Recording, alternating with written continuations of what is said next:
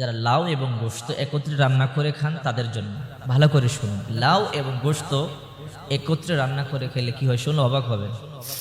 লাউ আর গোশত একত্রে রান্না করে খেয়েছেন কখনো? ইবনে মাজাহ শরীফের 3302 নম্বর হাদিস এবং 3 নম্বর হাদিসগুলো দেখেন।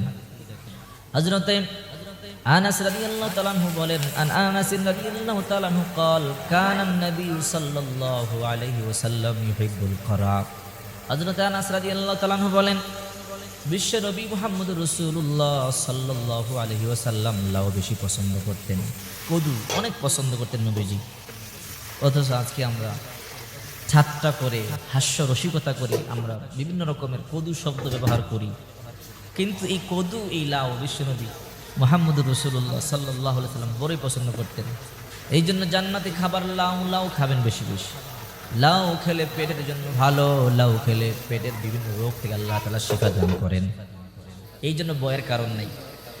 যারা আবার ভয় পান যে লাউ আর গোশত খেলে বিপদ হয় নাকি, না, বিপদ নয়, বরং লাউ এবং গোশত খাবার রাসূল পাক সাল্লাল্লাহু আলাইহি সাল্লামের একটা পছন্দনীয় খাবার।